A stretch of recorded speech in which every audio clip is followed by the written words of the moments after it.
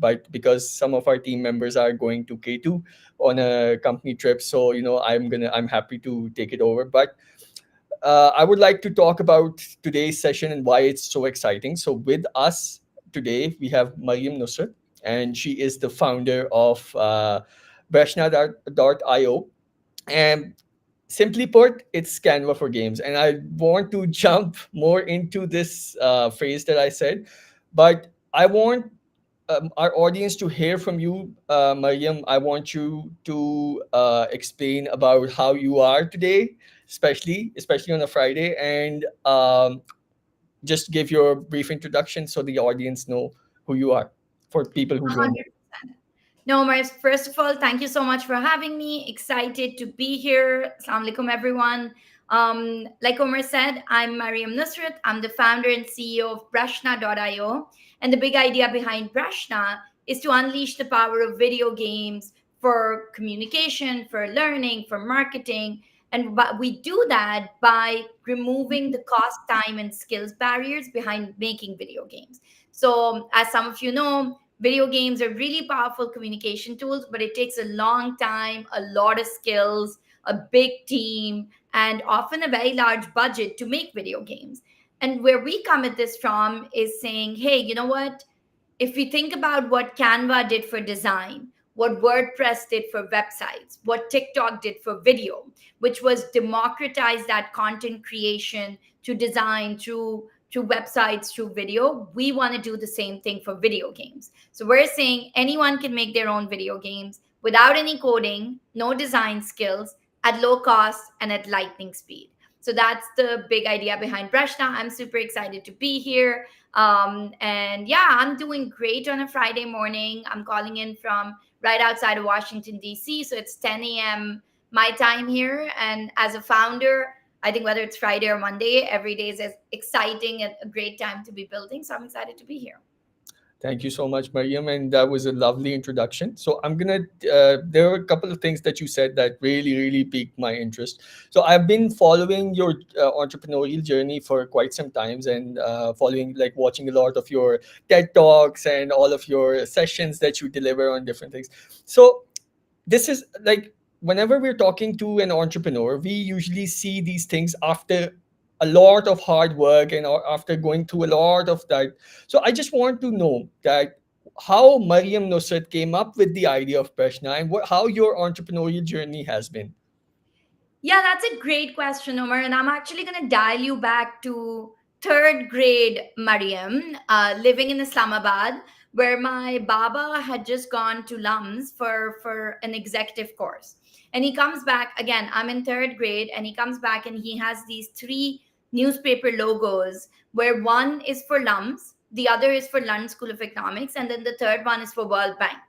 And he's like, you know what, beta, you're gonna go to LUMS and do your bachelor's in econ. Then you're gonna go to the London School of Economics and you're gonna do your master's in econ, and then you're gonna be an economist at the World Bank. Now, things to keep in mind, I'm in third grade. This is not a dad who's saying you're gonna be a doctor and an engineer. I do not know what the World Bank is, but I'm like, you know what, boom, boom, boom, that's what I'm gonna do, right? So at no point in time was like, he was like, you're gonna be a gaming founder. That was not on the cards. But I think what was really cool about that, and although I did that in like reverse order, so I ended up doing the external London School of Economics degree, the external program from Pakistan, then went to LUMS, then threw in another master's degree from GW. And then I did end up working at the World Bank. So it was like, mashallah, I mean, I think like one of those, they say kabuliyat ka waqt. So I think it was one of those. And I mean, parents really chart out a path for you.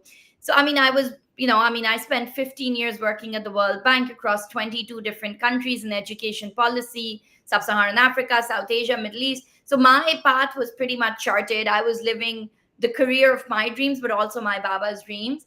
But then while I was doing my second master's degree, one of the things that I realized was that when you think about behavior change, it's often very boring, right? So if you think about these development programs, they're like, okay, you need to change behaviors around health or financial literacy or climate change. So then often what they do is a bunch of international development people will get in a Toyota Corolla, drive to a village in Pakistan, hand out a few brochures and be like, go change your behavior. That's not how behavior change works. We know that. It's like, I mean, as people, we know that eating healthy is good for us, but how many of us stay away from junk food? We know that saving money is good, but yet we find ourselves splurging on retail therapy. So behavior change requires iterative, engaging, inspiring messaging again and again. And I was thinking about it. I was sitting in class, and during my second master's degree, this is 11 years ago. I'm aging myself by these statements, but 11 years ago, I'm sitting in class doing my master's degree, and I'm thinking about the idea of how I learned urban planning through SimCity. So I was playing SimCity, and I was learning about building cities without really knowing about it. So that's where I was like, okay, games are a powerful tool for communication. And as a student project, and this is gonna there's gonna be a lot of shock and horror by this statement. As a student project, I created a period game, a menstrual health game, and I called my brother up, and I'm non-technical, he has a tech kind of like a circle, and I was like, you know what, we're going to make a period game. Now this is me talking to a Pakistani Muslim brother. We had to get over the shock of the fact that I had said the word on phone, and I was like, you know what, we're going to break the menstrual stigma, where the game is going to be about this idea of catching pads with a pair of undies, and you're busting menstrual myths. And that's what we ended up doing. We made that game in Swahili, Pashto, Nepalese, Urdu, English, and we made it for low end Android phones. And that game kind of opened the floodgates for this idea of social impact video games, educational video games. So that was 11 years ago. We worked with USAID, UNICEF. We built a kind of a gaming studio on the side. So everyone had their day jobs. I was working at the World Bank. My brother was working at his jobs. Everyone had all the dev team had their day jobs. And on the side, we would just make games for social impact, whether it was climate action games, financial literacy games, reproductive health games, and all of that. And then COVID hit. And we realized that the demand for these games was skyrocketing. And we were not able, as a gaming studio, you can't make these games fast enough. It was still taking us 3 months to make these games and everything. So that's where I said, hey, the kinds of games we're making are the same. So whether you're catching trees, or you're catching vitamins, or you're catching climate action or financial literacy best practices, the game mechanics are the same. It's like a Super Mario game or a word game or like a tile matching game. So I said, why not build a Canva where we remove ourselves from the equation and empower our audience to make their own video games? And that was the birth of Brashnam.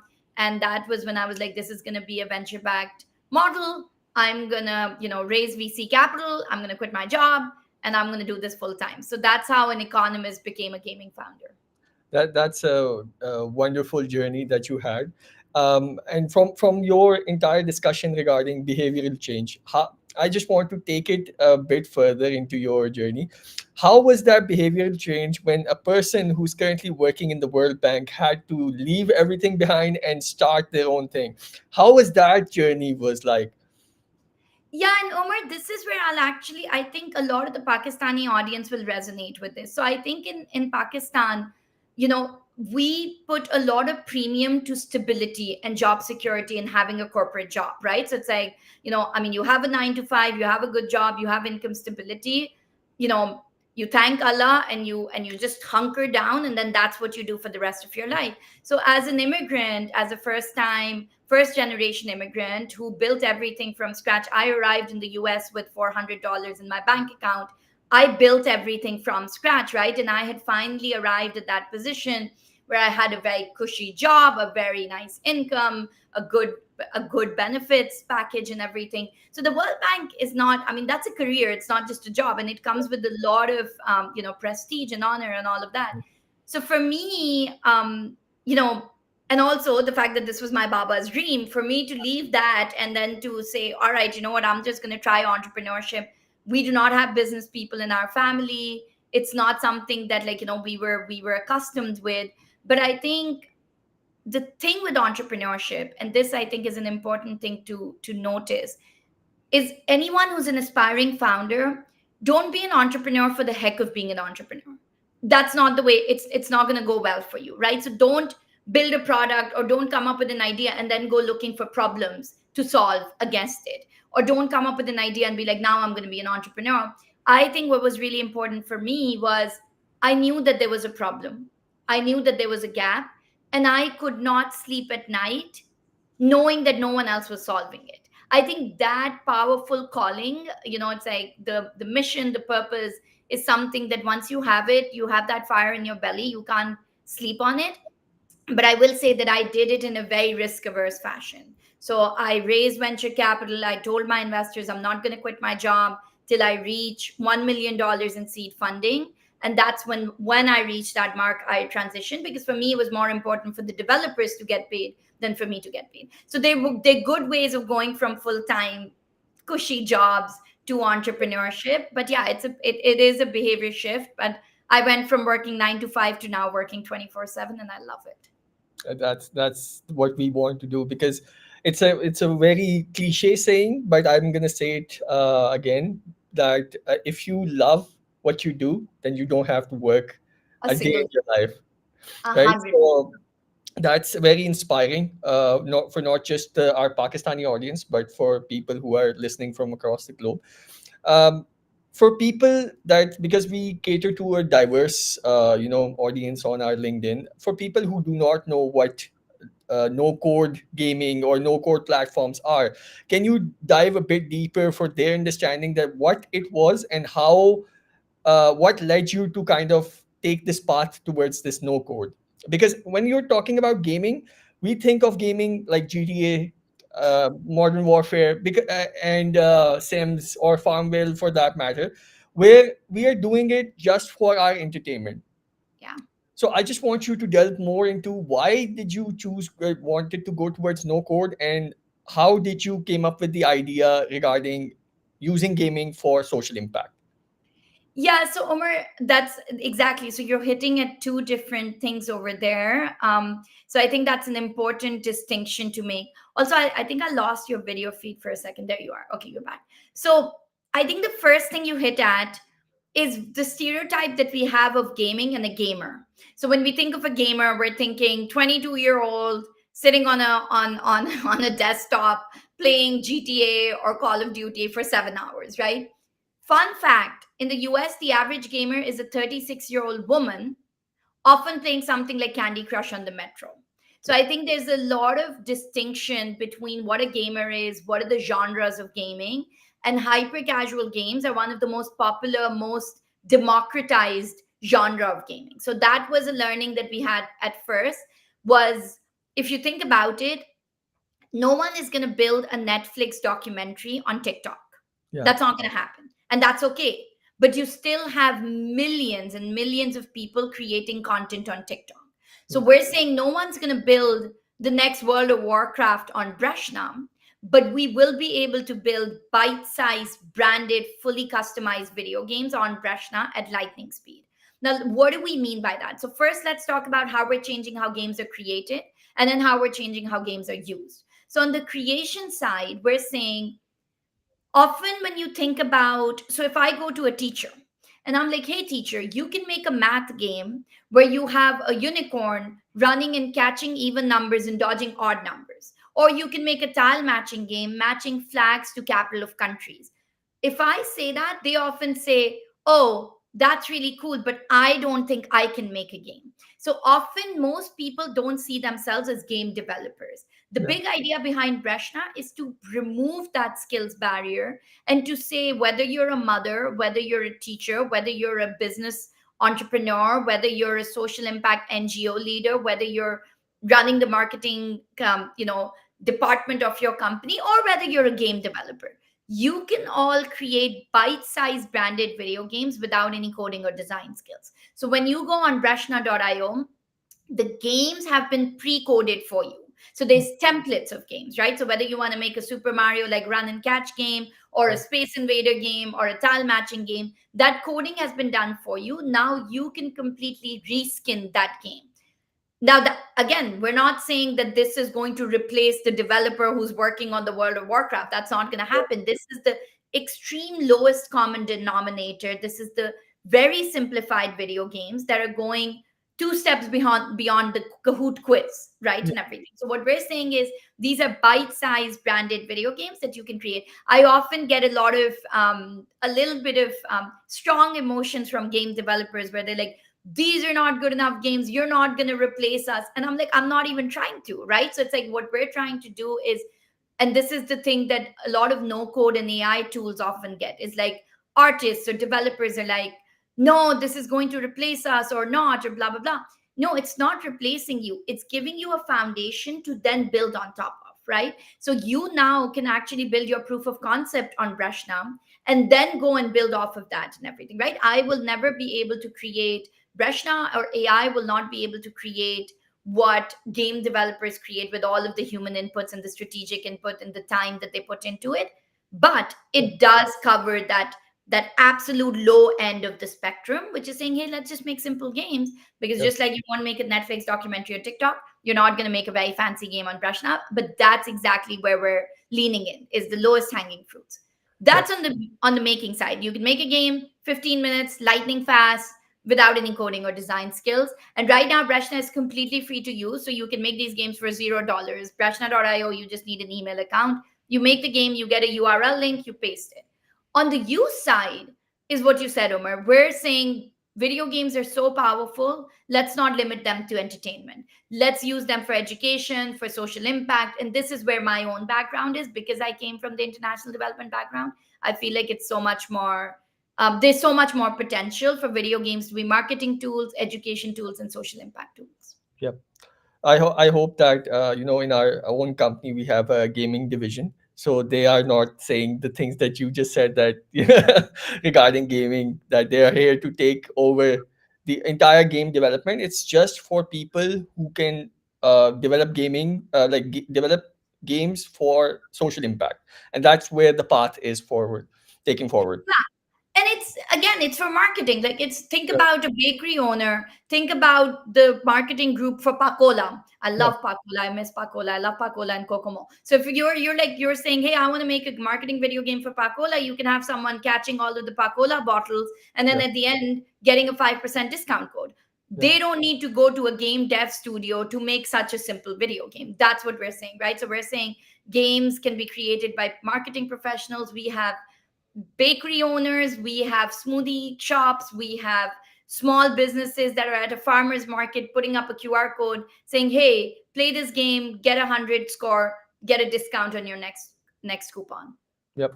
And that's an excellent use case, where you can get like, and you can build a community around your entire product just by that. Because once you reduce the barrier to entry for people, that's how you make, and you target the masses.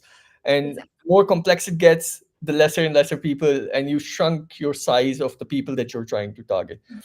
But I want to, because there are a lot of people listening, and I like where the conversation is going. I want to take things towards a bit of a fun side, as I have you here on this live.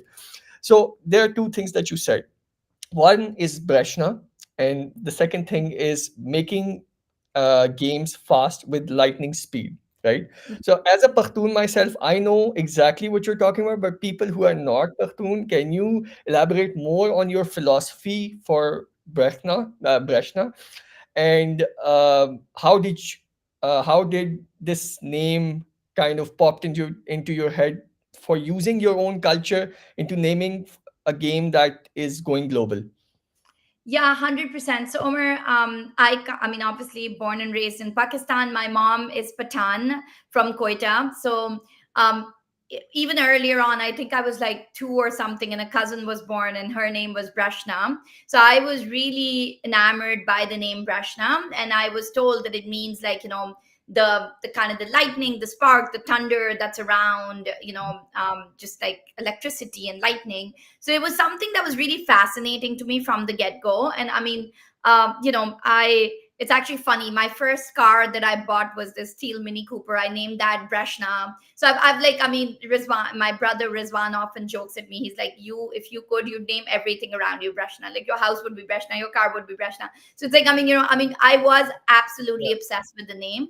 So when we were brainstorming names for a no code game creator platform, we really wanted to lean into the simplicity and the speed of it, right? Because often when you think about making a game, you're like, well, that's going to take several months and hundreds of thousands of dollars, and a very large team. And we really wanted to kind of like, through the name, create this idea of video games at lightning speed. So Yep. that's where um initially we were like, oh, bolt, it's like lightning bolt or something. But it's just like, I think one of the things you should always do if you're an entrepreneur trying to name your company is just Google your ideas. Because if there are like 5,000 results to bolt, not only could you be infringing on IP and copyrights, but you'll also get like SEO is not going to work in your favor because you're going to get drowned in all of these other companies that were called Yep. bolt. So we were like, all right, you know what? And then da da da da. I was like, let's call it Brashna. And to my brother's amusement and disappointment, he's like, here we go, here's another Brashna. But it just made so much sense. And I know that in Pakistan, there's like several versions of it. Like there's Brahna in the north, then there's like Brashna for us, like it's like in kind of like in Quetta and Balochistan.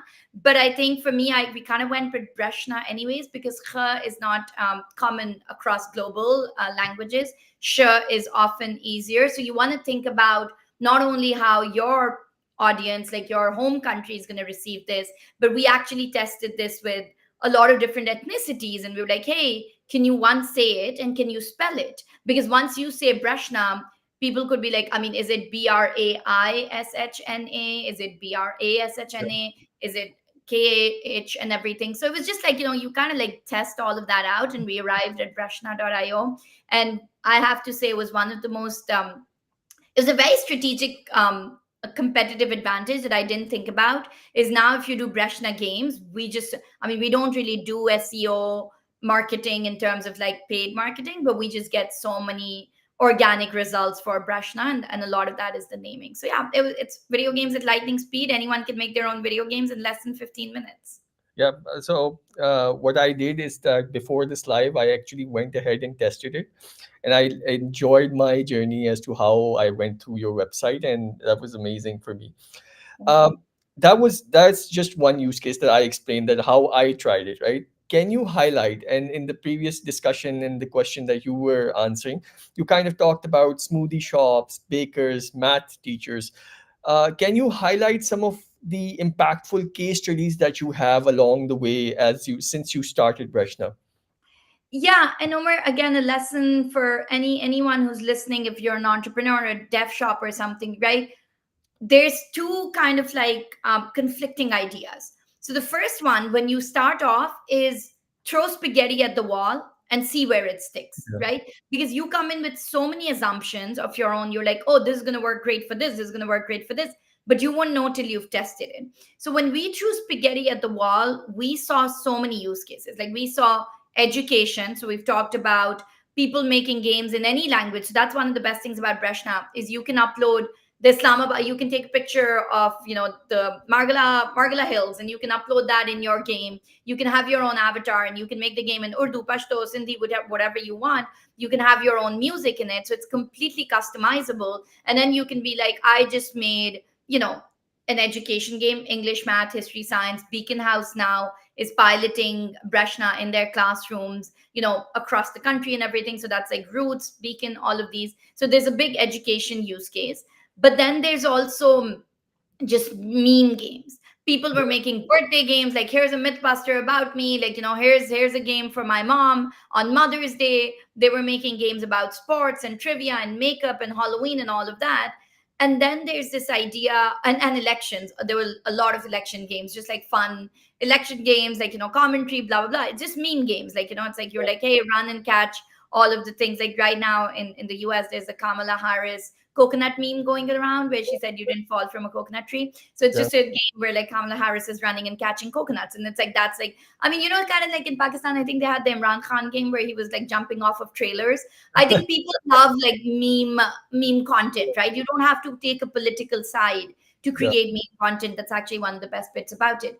And then in the entertainment games, like Jazz and Easy Pesa both use Breshna to power their gaming hubs. So Yeah. right now, the Samosa app, all of the games that are on Jazz's Samosa app are created on Brashna and Oh, yes. shared over there. So like cricket trivia games, Eid games, like here catch the catch all of the jalebis and the sheer khurma, whatever it is. Like Yeah. you can beat those on Brashna. But then the thing that we saw the most, and that's what we're doubling down in 2024 on, is the marketing use case. So everything from large brands, think about, in the US, you have Taco Bell, you have Domino's Pizza, you have these large food brands, but then also you have cosmetic brands, whether it's like Sephora or Ulta Beauty or Elf Beauty and everything, where you're catching all of the different shades of a lipstick or something. So it's really all of these different things that you can kind of lean into and saying, hey, you know what, you have the power of creating bite-sized content to create your own video games. So I would say now education and marketing are the two biggest use cases. But we have a dentist who has a QR code in his dental office, has Yeah. made a dental hygiene game. So it's just like, I mean, anything under the sky. If you are in the right now, if you're in the comment section, or if you're listening to this, and if you have a local business or something, you can literally create a video game about your own business, about your passions, about your interests, anything. Yeah, and that marketing is a great use case for this. Actually, I'll talk about myself. So I have actually 5 years of experience in this entire marketing, and I was previously, when I was working with Telenor. I once, for Mother's Day, I had an idea that how about we kind of make an game where it's like the Angry Bird, where you can pull the things, but Yeah.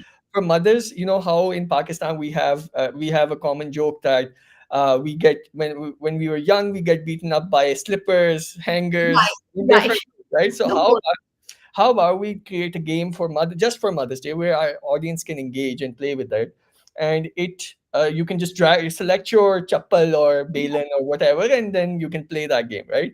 right. The idea was brilliant, but when we went ahead into checking the cost for developing that one, it was huge, and we ended up not doing this, right? Yeah, I'm glad that I was not aware of a platform like Breshna.io at that time. Now yeah. that you spoke more about the use cases for Easy Pesa, Jazz Cash, and all these things, I think that marketing is a great use case for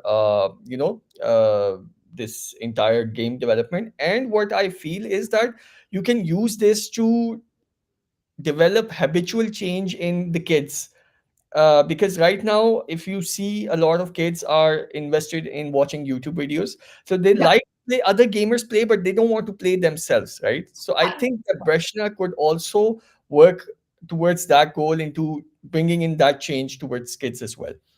100%. And just in the we're keeping an eye on Q&A, guys. Don't worry, we'll get to it in a second. So we'll absolutely get to your questions. But I think, Omar, what you just said, so imagine your team came up with an idea, you wanted to do it, and Mother's Day would have probably been around the corner. And when you started looking into the cost and the time, you were like, it was a brilliant idea, but you couldn't execute, right? And now, not only can you have a Mother's Day game, so we have like Flappy Birds, you could be catching all of the different things that you got like beaten up with as a kid. I mean, Yeah, and that's more of a meme game, right? But then you yeah, could also make your own Mother's Day game where you have a picture of you and your mom, and you could actually like be catching all of the memories or something, right? So it's like, I think this idea of not just games that are lightning fast and no code, but then also user generated games, so games that speak to you as an audience, I think that's really, really powerful.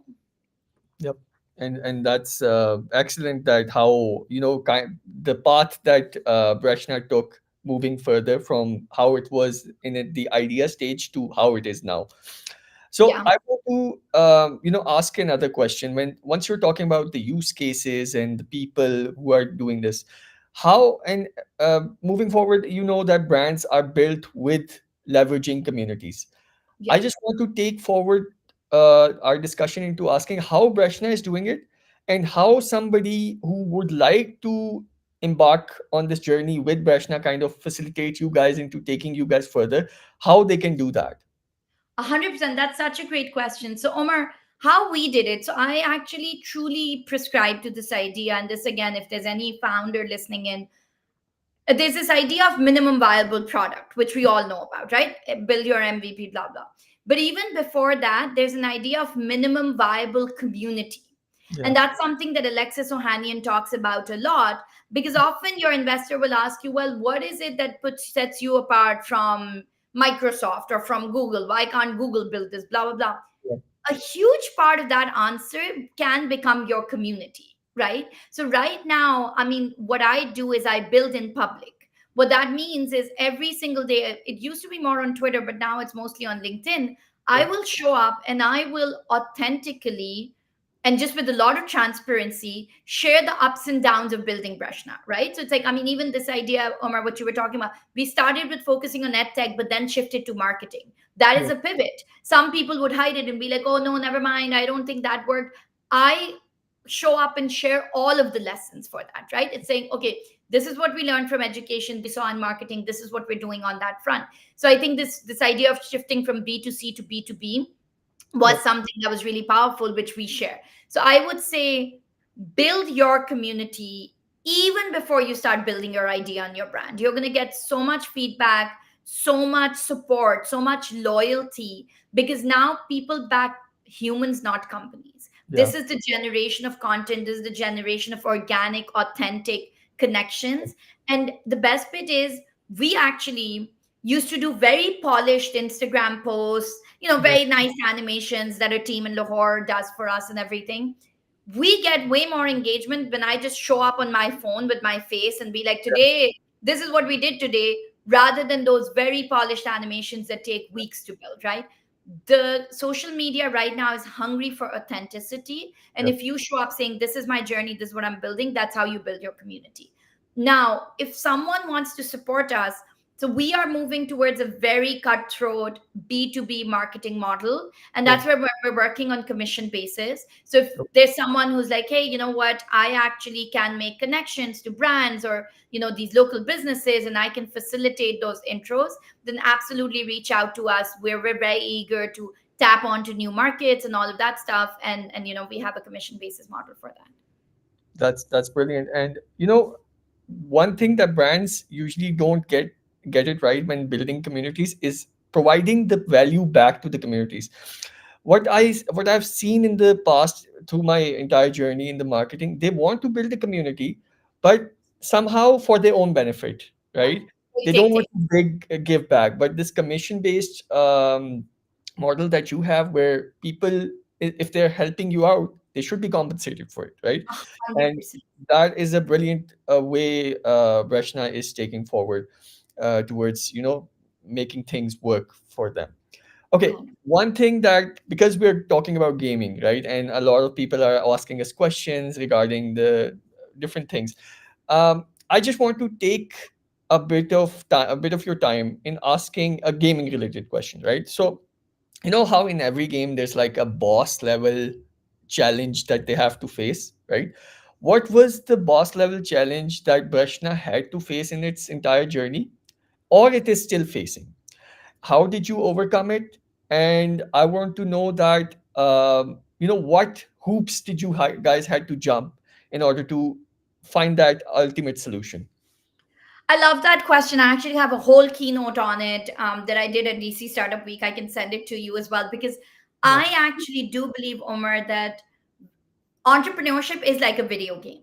And I would say that every level has like, there's like that boss at the end of every level. So I do think that there's a boss at the end of every level, right? So when you start thinking, you're like, what is the idea, and can I build a team around it? Who will help me build it?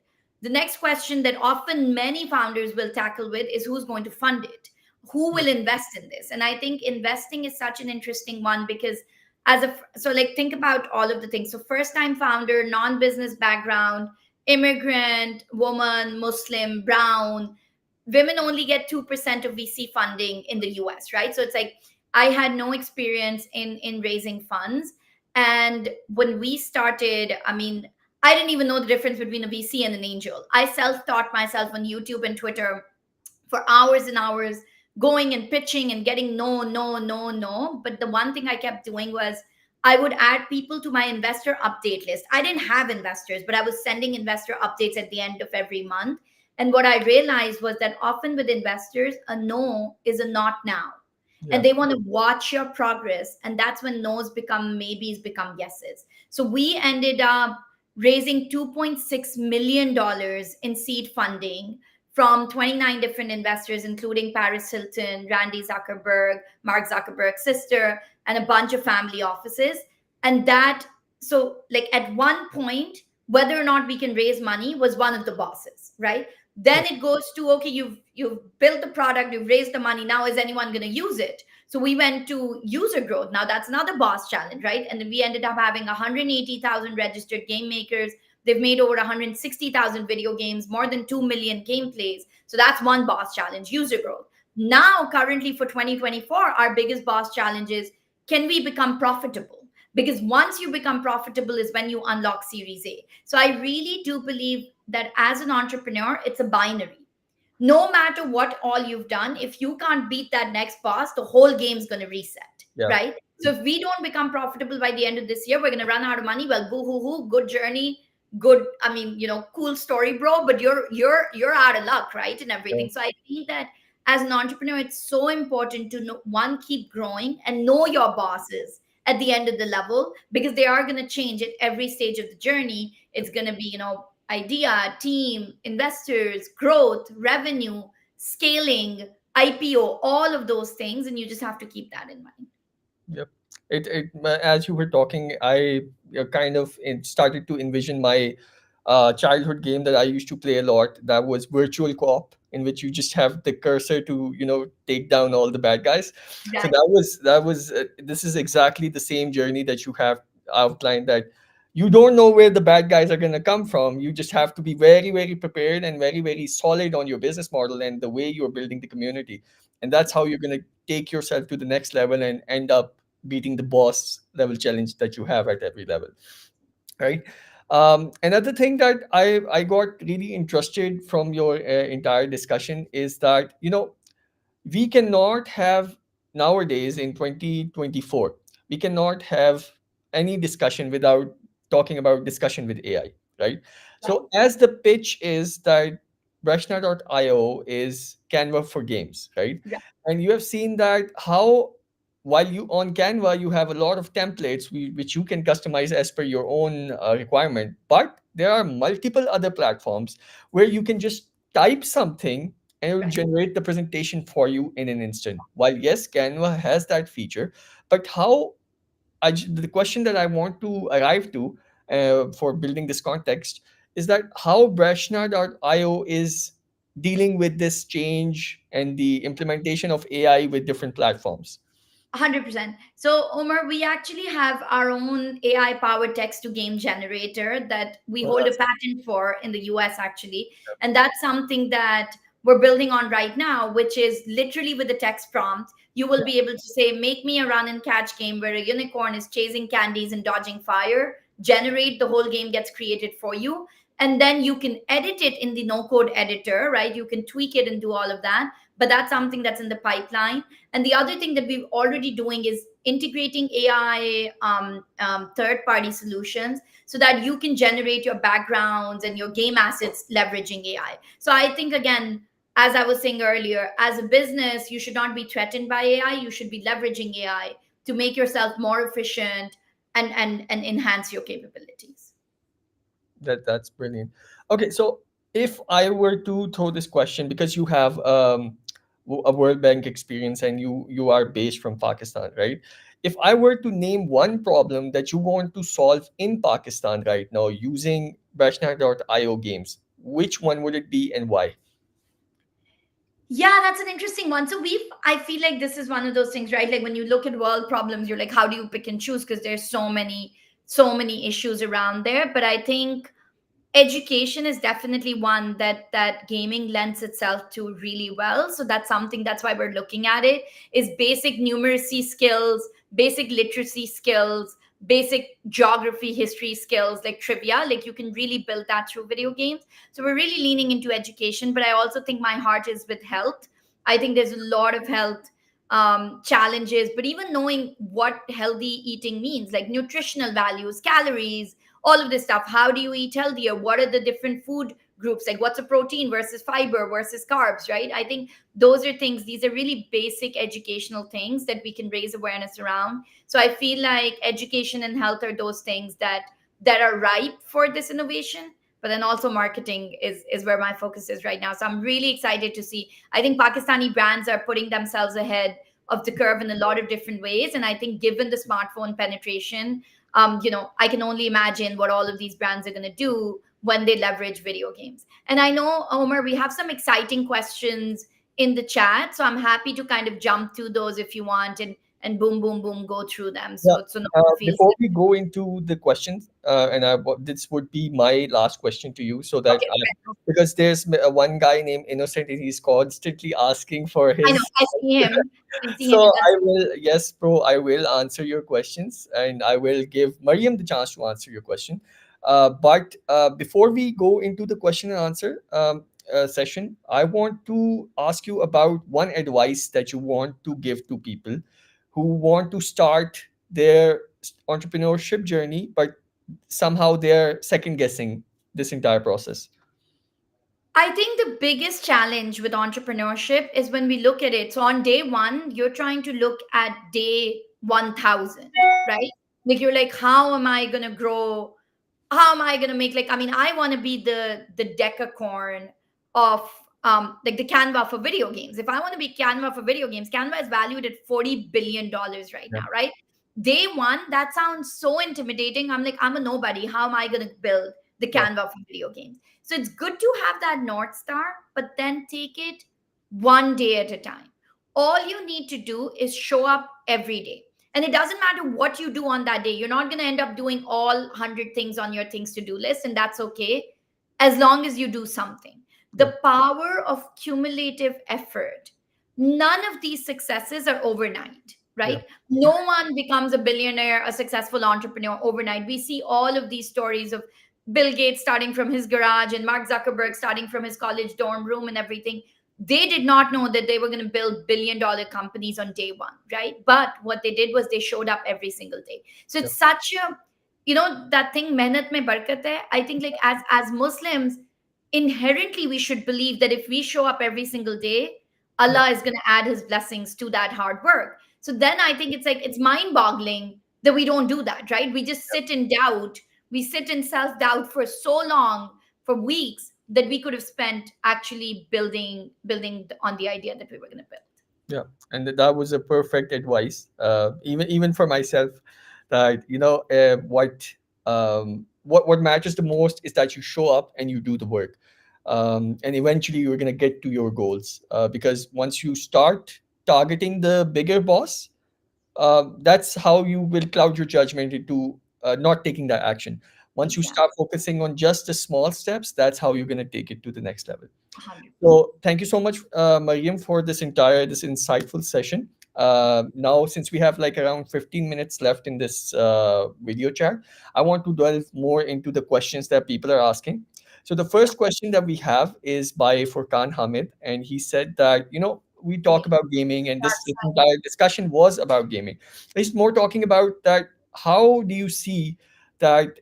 The There are also addiction. dark Yeah. sides to Yeah. the gaming as well, right? So would you like to 100. address that part of it? Because one time we were talking about games and their impact, and another side that we have that's dark addiction level issues that we have in our younger generation. So Yeah. what are your insights about this? Okay, awesome. And Omar, one thing I can do just to be cognizant of time and to get through everyone's, I actually see the questions as well. So we can kind of go faster and, like, just like Yeah, check perfect, them out. So perfect. Furkan, great question. On the addiction, I think of it as tools. A knife can have very good use cases, but it can also be used for doing a lot of harm, right? That is true for all tools, social media, I mean, all of these different kinds of utensils and everything. So I look at video games a similar way. They can have a very negative consequence if they're used for violent behaviors, addiction, like, all of that. But on the other hand, when you have these hyper casual games that are being used for education, that are being used for social impact, we're leaning into that power. So I think it's upon the user and the builder to decide how you deal with that. So I think, yes, be cognizant of the fact that this can be harmful, but then if someone gets addicted to a math game where they're playing it over and over again, there are worse things in life. It's like, so I think that's how I would look at it.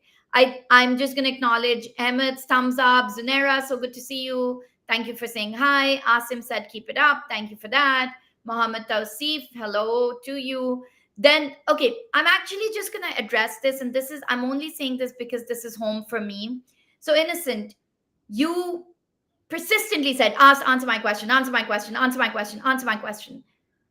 that is really good, but that almost ends up having a negative effect, right? So I think what you do want to do is, it's a very valid question and it's a useful question, but if you do show up, and I'm sorry I'm calling you out, but I think this is what I've started doing, it would be a disservice if I didn't share that feedback. As someone who's looking at this, that may have a negative impact, right, Yeah. on saying, hey, this person is not being respectful of the fact that I am talking, is not listening to what I'm saying in the moment, but Yeah. is constantly showing up in the chat being like, answer my question. So you know what we were saying about give first and not take?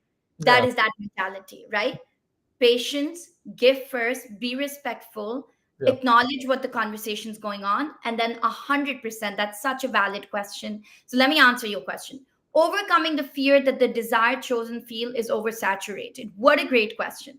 And I think this is something that so many of us kind of struggle with, right? Is like, hey, who am I to enter this field of game development or marketing? I mean, there are hundreds of people in this field. How am I going to position myself? And that is where you start thinking about what sets yourself, how you're going to set yourself apart, right? So for me, I was like, what is going to make Breshna different than Roblox and Minecraft and Unreal Engine and Buildbox and Scratch and Mod.io? There are so many game maker tools. So I was like, first of all, it's going to be um, no code. You're not going to be able to need any coding. You're going to be able to make a game in any language. I'm going to build a community and I'm going to lead by example. So I'm going to be the face of Prashna, right? Those are things that other game makers don't have. So I think it's okay to enter a saturated field as long as you know your competitive advantage. Look into the idea of moats, MOATS, moats for company. That's something that's such a cool concept that you should really lean into. And I think everyone has a moat, and you can lean into that. Um, Internship, Mohammed Shiraz, DM me on LinkedIn. We don't have any open vacancies, but I'm always looking for new people who are passionate. If you just show up and you're like, hey, here's an AI message from LinkedIn, how it's been a long time that we connected, how has it been? And you just slap a resume in my face, it's probably not going to get an answer. But if you do research and you let me know how you can add value, 100%, I'm always looking, right? So it's like, that's another thing on cold outreach, guys. Be respectful, be customized things. It's really important. You're talking to humans, so think about how you want to be spoken to, and then that's how you speak to them.